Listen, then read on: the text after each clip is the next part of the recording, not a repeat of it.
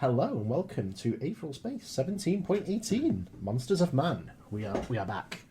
I'm still co-hosting. The Skipper Skipper's Exile still arc dead. continues. Skipper gave his life on Elysian Fields. It's so sad that Skipper died of wrong city. I don't know where I'm going with that. Yeah, I was thinking, what's the punchline? Do I just ask it and die? Who the hell is Skipper? Well then, let's get right into it. Absolutely. We're finally in day 3. Whoa! A new Time development. passes in Aetheral Space. This is proof. If you'll notice that time passed. This makes me think this takes place in a version of our universe. Can you imagine if this was all presented in real time? All of those chapters came out in 2 days. Just spam them.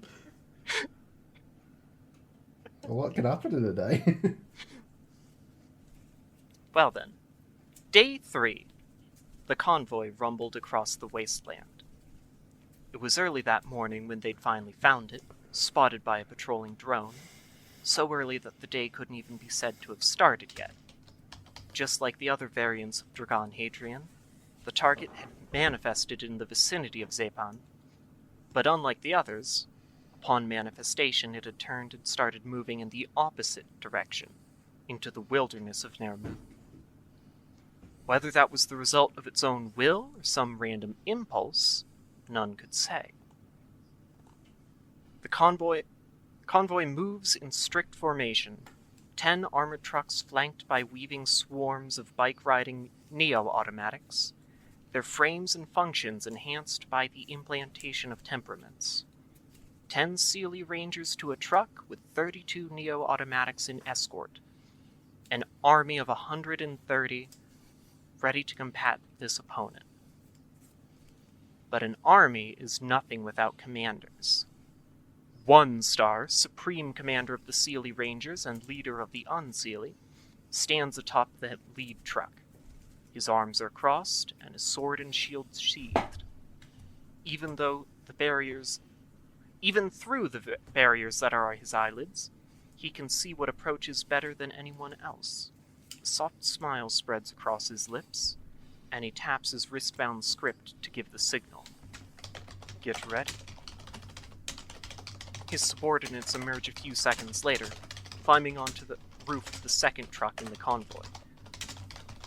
Oe and Songchu, the tiny young woman, has already recovered from the fight against a toy Muzazi, without the aid of stimulants or panacea.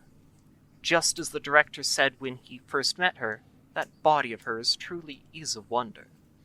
Their remaining comrades remain in Oberon, their abilities unsuited to this adversary.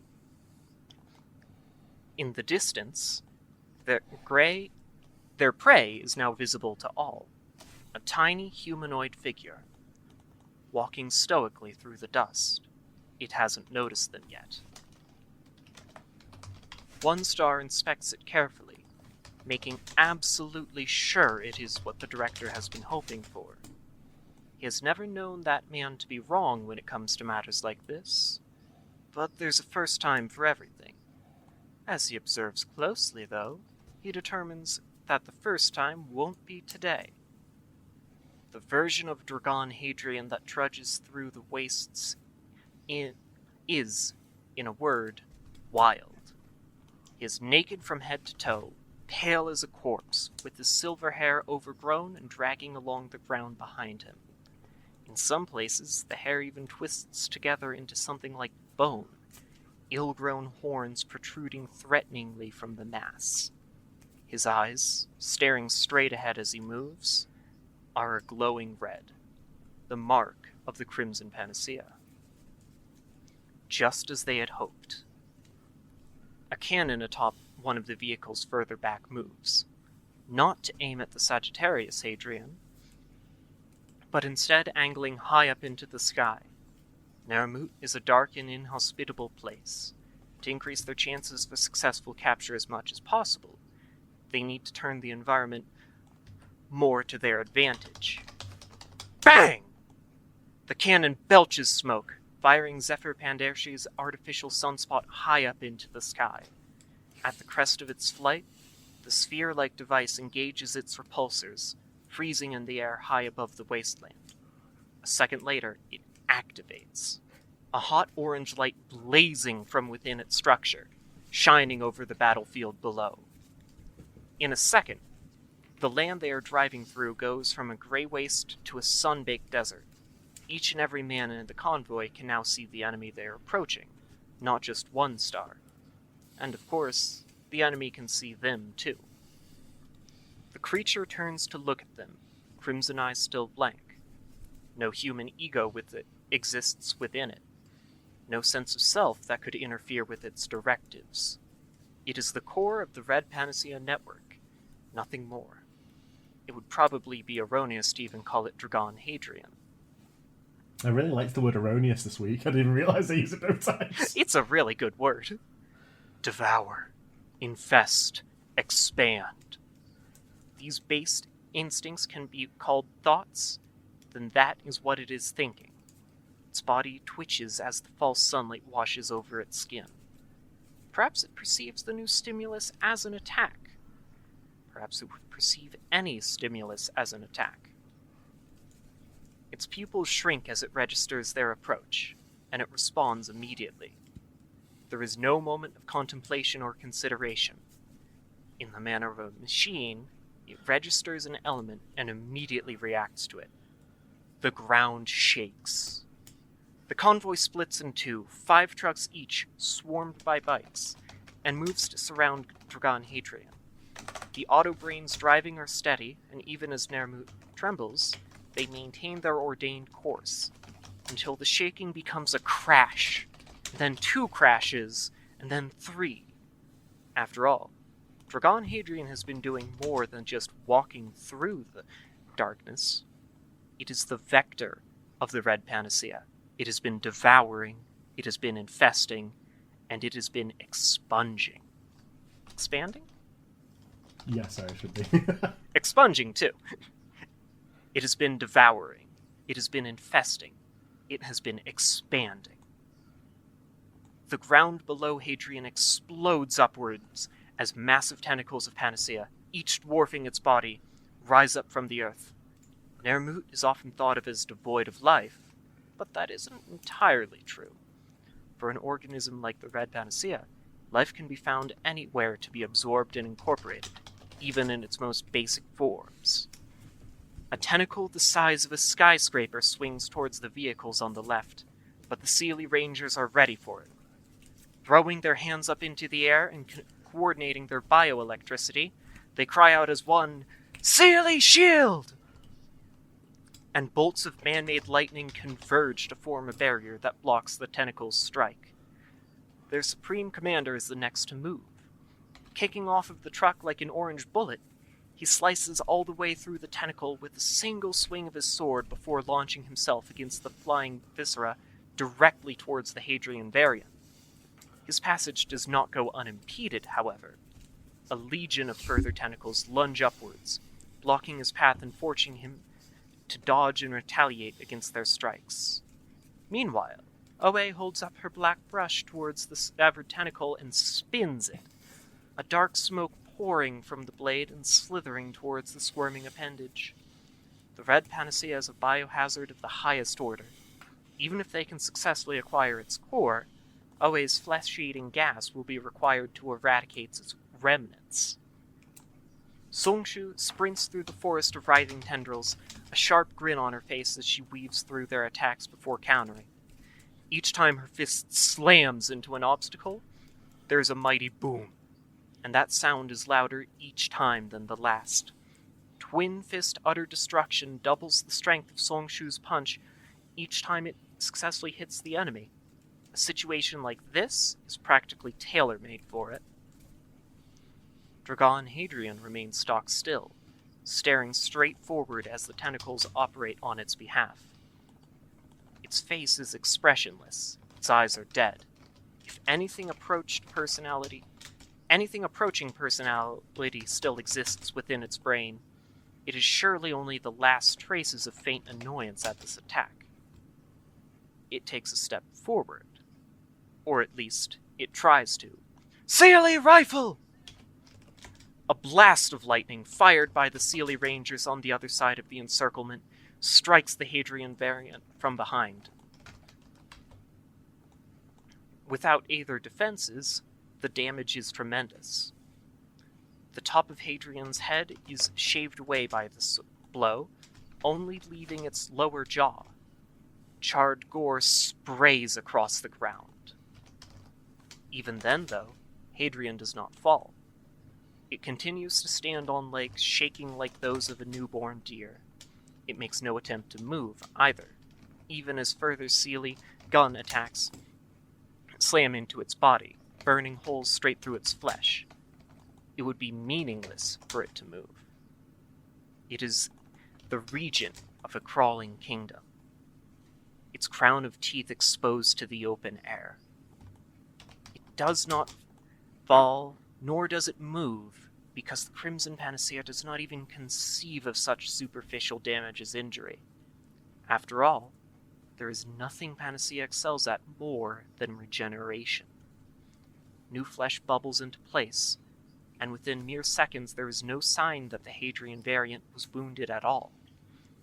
Tendrils whip through the air to intercept further Sealy gunshots. And as the horde of neo-automatics close in, it responds to their presence as well. Tentacles harden into spears of bone, impaling it through the machines as they approach, fleshy shields rising from below to intercept their javelins. It understands now that being hit by these things is an inconvenience. All around it are inconveniences. As fresh eyes swarm into its sockets, it immediately prioritizes one inconvenience in particular. The girl with the brush. The damage she is inflicting with that smoke is more noteworthy than any number of blades or guns. It will eliminate her first, and the rest will follow. For the second time, the Hadrian variant goes to take a step forward, and for the second time, it finds itself unable. Hold a moment. Oh, wait, is that 1 star, or... It's a 1-star token, yeah. Hold a moment. The Red Panacea has no need for language, so it does not understand the noises that 1 star makes. But it does understand the fact that it is suddenly immobile. Orange sparks run across its form as it strains in place. Just as it does not understand what is happening to it does not understand that it has been put into checkmate. Songshu bursts out of the tentacles beside it. Her first punch, already charged from her bout with the tentacles, slams into the Hadrian variant's head from above and spikes it into the ground. Tentacles lunge in to intercept Songshu, but a few bolts of orange aether freeze them as well. The variant goes to rise, half its skull demolished by Songshu's fist, but she's hardly finished yet. A second punch sends it back to the ground, shattering its ribs and carving a crater into the ground beneath it. It still twitches, still tries to rise. Before it can do so, however, Songshu takes a leisurely seat, straddling her victim with the weight of a boulder, and punches, and punches.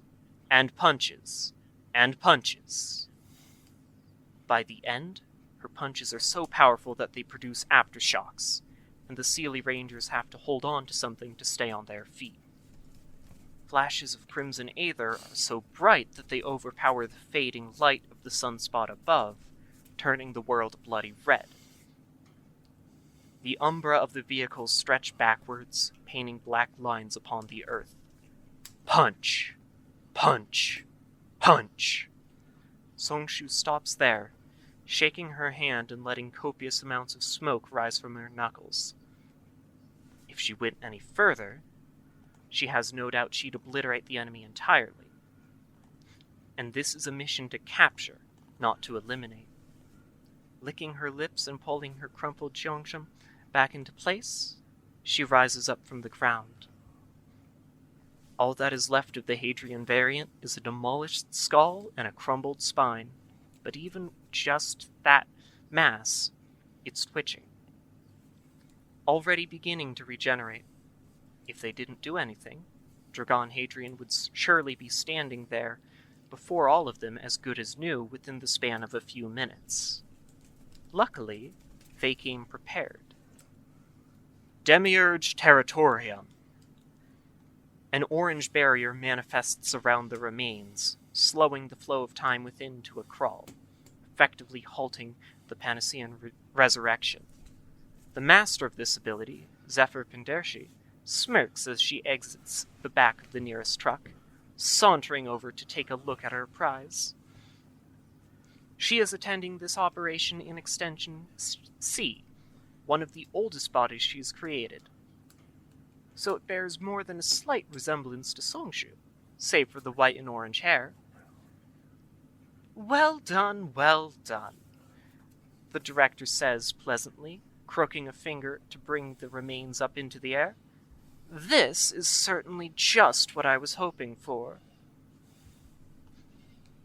She grabs the amber structure out of the air, turning it this way and that to admire its contents. Her jubilee is warranted. Jubilee? Is warranted. Yeah. For her plan to come to fruition, this component is absolutely essential. In fact, she's so taken with it that she barely even notices when one star clears his throat to get her attention. It takes a full tap on her shoulder to get her to look up from her prize. It seems we've gathered attention, one star says mildly. Pendershi follows his closed gaze and sees immediately what he means. A dark cloud is pouring towards them from the horizon. Amber aether floods to Pendershi's eyes as she inspects the coming mass properly. It is made out of hundreds of Nerkros, the winged pests all moving according to a single will. She clicks her tongue in irritation. It'll be one of this thing's fellow participants, she mutters, waving the She murders? Oh my god. How dare you interrupt me, monster? It's a murder of Nerkros, she mutters, waving the carcass in the air. Get everything loaded up and ready to leave. We'll take another route back. We can't risk losing Sagittarius. Have the Tempire greet whoever this is. As you say, Director. One star nods, striding off to coordinate the return. Songshu, who has been trying with Oe's help to wash the gore off her body, groans as she's forced back into a truck. The rest of the Sealy Rangers follow soon after. And so, before the mass of darkness can reach them, their convoy has already departed with their prize. All they leave in their wake is one man, sitting cross-legged in the dirt. The sunspot above finally dies and smashes down into the ground, spraying glass and sparks, plunging the world back into night. The only replacement for its shine is the dim blue glow coming from behind the seated man's blindfold. The dragon grins. Popcorn! Absolutely. Atoy Musashi woke with a start, nearly leaping out of his makeshift bed. Bad dreams? Brother Worm asked, warming his hands by the bonfire they'd set up in the middle of Ward 8. The orange glow flickered over the surrounding ruins, over the ruins that that Nigen Rush had left in his wake. The nausea that had been his constant companion for the last few hours squirmed in his stomach once more. Slowly he brought a hand to his face. He was coated with sweat. Bad dream, he murmured. Yes, it must have been, but I can't recall. No one sleeps well on Zepan, it's fucked up. That's always the way. Worm turned back to the fire, its light reflected in his eye. I'm not surprised you're not sleeping well, though. You seemed, pretty affected by that story Hazley told. Do you mind if I ask you something? Accepting that sleep had firmly eluded his grasp, it was as he threw the sheet off his body and pushed himself over to the fire as well. I see no harm, he muttered. This Nigen Rush person, Worm said cautiously. Do you have something to do with him? As he was silent for quite a while before he looked over at Worm. The others had stationed themselves elsewhere in Ward 8, so they couldn't all be caught at once if Pendershi invaded Ward 8. Invaded this place, even. We all know it's Ward 8, it was said earlier in the sentence. Hazley, who had the knowledge of Lucifer Westmore, had assured them he wouldn't do that, but still. That meant that right now, nobody would hear Musazi's words save Worm. I am Negan Rush, said the toy Musazi. Worm's eye widened. No, Musazi shook his head, quickly correcting himself. I'm not Negan Rush. I'm a person, a mind that was created in his body. I occupy the body that formerly belonged to Negan Rush. That's it. I'm a different person. That's how that works, isn't it? Don't you think? Worm digested Musazi's rambling words, putting a hand to his chin. I don't know if I fully understand, he murmured. But you don't have this Rush person's memories or his experiences? Musazi shook his head again. Then I don't know how anyone could call you Negan Rush. If you think differently and remember differently, what does this container of flesh matter? My consciousness was stuffed into a meat puppet made by Zephyr Pandershi, but I can still assert with confidence that I'm Brother Worm of the Final Church. Your situation's no different.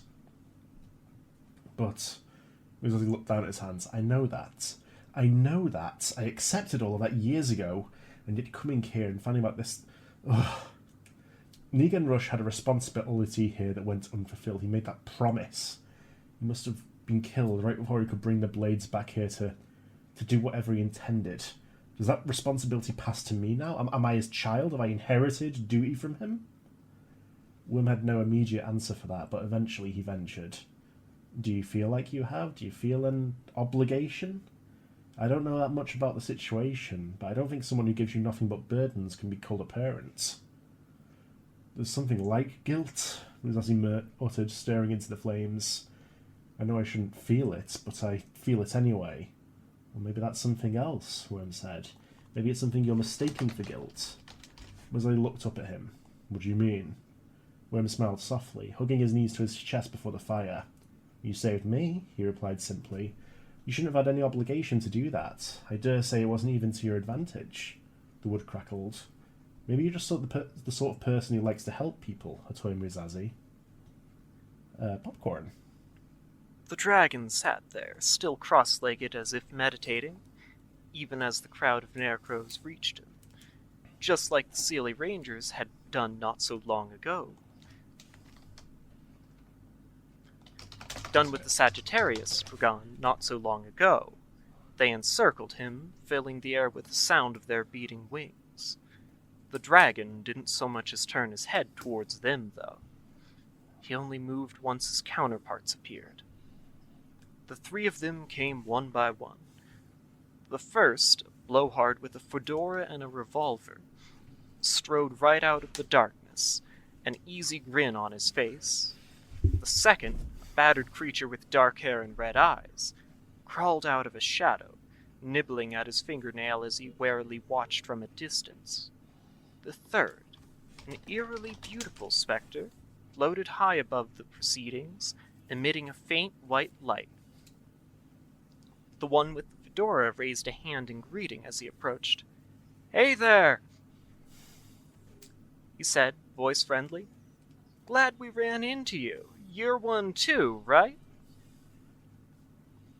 With a giggle, the dragon rested his chin on his hand. "One of what?" The other variant's eyes flicked up to the dragon's blindfold. "Oh, of course. I'm sorry, you can't see. Well, I know this is hard to believe, but I'm also Dragon Hadrian," the dragon completed. He turned his head up towards the pitiful variant in the shadows. "He is too, huh?" His smile faded as he looked up towards the sky. "Who the hell are you?" The flying variant looked down at the dragon with cold eyes. "I am known as Nararahian," it said pleasantly, if a little robotically. "A pleasure." I'm, the feeble one muttered. Dragoon de Fleur. That's what I'm called." "Nobody asked you, you freak," the hat-wearing one called over his shoulder to de Fleur, before looking back to the dragon. "People usually call me Don Hadrian, sometimes even Boss Hadrian. Pretty silly, right? You can call me one of those if you feel like it, though. Heck, you can even call me friend if you want." Don Hadrian clearly thinks he has, like, maximum charisma. Yeah. Lowest charisma of anyone who has ever met Dragon, or pretended to be. But the most confident in his charisma. I'll talk to them, don't worry. Slowly, the dragon grinned, and Don Hadrian grinned back. Damn, the dragon chuckled. I think I kinda hate your guts. The smile faded from Don Hadrian's face. Excuse me? He said, voice low. Oh, you heard just fine, the dragon said, hopping off the ground and brushing the dust from his knees. How's the next act of this go, huh? You tell me you want to team up so we can figure out what this ritual's all about. Then Shadow Boy over there stabs me in the back. Or do you pull out the gun and start blasting? Come on, man, has this worked for you guys once so far? Don Hadrian sighed, rubbing the bridge of his nose. It seems you're from a much more suspicious world than mine, he said exasperatedly. I feel bad that you have to live in such an environment like that, but I can promise you right now that you're wrong about us. Our goal is for everyone to make it out of this alive. Everyone. If you just... The smile dropped from the dragon's face, too. Lie to me again, he said icily, and I'll rip out your goddamn throat, okay? Don Hadrian's mouth snapped shut like a vice. Even if he were clearly some sort of idiot, going off what Libre imaging was showing, he seemed to have enough brains to know when he was biting off more than he could chew. The dragon strolled past him, patting him on the shoulder as he went. Dragoon de Fleur scuttled out of the way too, leaving the dragon free to address the third of their number, the thing called Nurarahion, directly. So, he said, hands in his pockets, you controlling these things? Incorrect, Nurarahion replied. As a guardian entity, I don't have the authority to control other guardian entities myself. I can only create them and give them to others. The creatures surrounding us right now are under the control of Don Hadrian. Yeah, okay, the dragon scoffed. Let me tell you right now, though. If you were hoping those things would work as a smokescreen or whatever, forget about it. It's not just because it's blind. Oh, sorry, I'm blind, so it should be. It's not just because I'm blind. They're so weak, the ability I use to see barely even recognizes their presence. It's a thing where one creature gets split up into loads, right? That's why they're so shit. The point is, no matter how much you guys try to hide yourselves, I'm gonna spot you just fine. He turned on his heel playfully, very intentionally and very expertly turning his back to all three of the variants at once. I'm gonna level with you guys, he said, voice flat. Right now, I'm totally soft. Penally speaking? Yeah, Penally. I don't know how it's pronounced. Penally speaking. All these tricks and traps you guys are doing? Yeah, those aren't really my thing at all.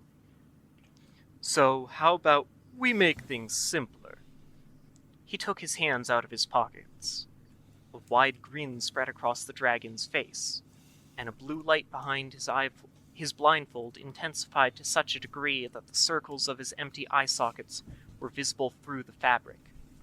Blue aether crackled chaotically around his hands as he readied his fingers like claws, joints loudly clicking into place.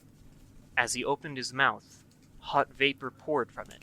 In that moment, it was as if he'd started transforming into his namesake. The thing that addressed the three was most certainly a dragon. Come at me all at once, he growled, still grinning, and I'll tear you fakes apart! Ooh, really looking forward to the next. Yeah, I'm looking forward to it too. But yes, that was 17.18, Monsters of Men. I think we've now seen every variant, if I'm not mistaken. I'm pretty sure. Back during least, Meet the like, a little Hadrians, bit? mostly. Well, the Sagittarius, I think, was the last one we hadn't seen. Oh, yes. So, yeah, I think that's all of them.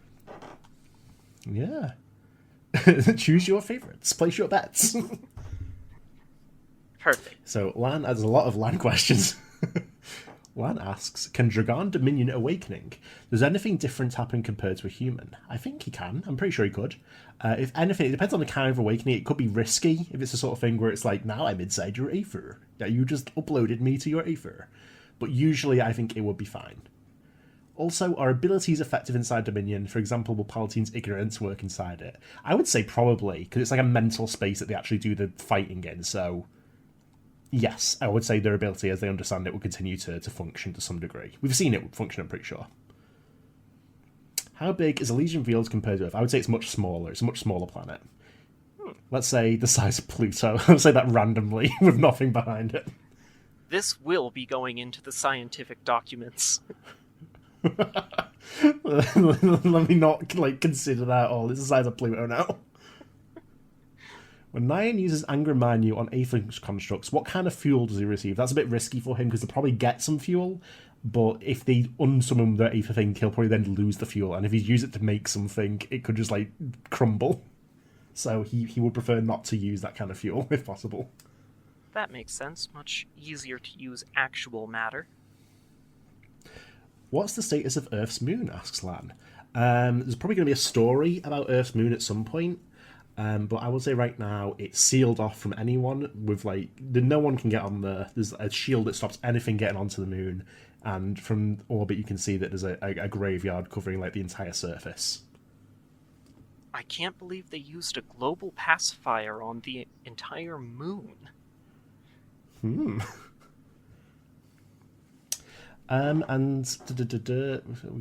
got. I'll do this last one. There's a couple of different questions. Is there anyone who bothered with techniques that deal with Aether essentials? And we've got some sub-questions. Did someone else make or copy the teacher's technique? No. I would say that was a subconscious ability. It's difficult to make intentionally. Did someone try and maybe succeed to add a second Aether core to the/another's Aether?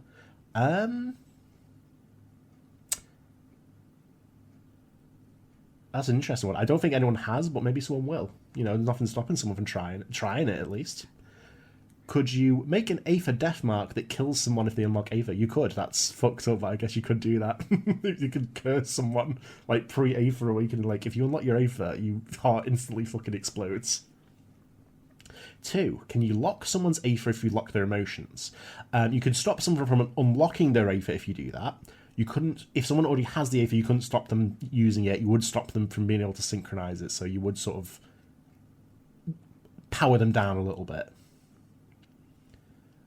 Is the potential amount of Aether you can access infinite if you keep training, or is there a natural ceiling? Is it a log curve? Is it linear? I would say there is an up limit, but I'd say it's very, very high, and it's basically at the point where enhancing your body through Aether can no longer keep up with the amount of Aether you're trying to channel. And that's the point where it's going above that is automatically an Aether burn. But you can go pretty high, I would say. Did Cadman ever get 4, close? is it possible... Sorry? I would say he was in that region. Interesting. He could have gotten stronger if the circumstances had come about, but not that much stronger. Very interesting. And 4, is it possible to key an Aether ability in a way it activates when you go unconscious? Absolutely it is. You could have an automatically activating ability when you get knocked out or something. And of course there are abilities that require people to be unconscious, and I won't say anything more about that. And that was all one message.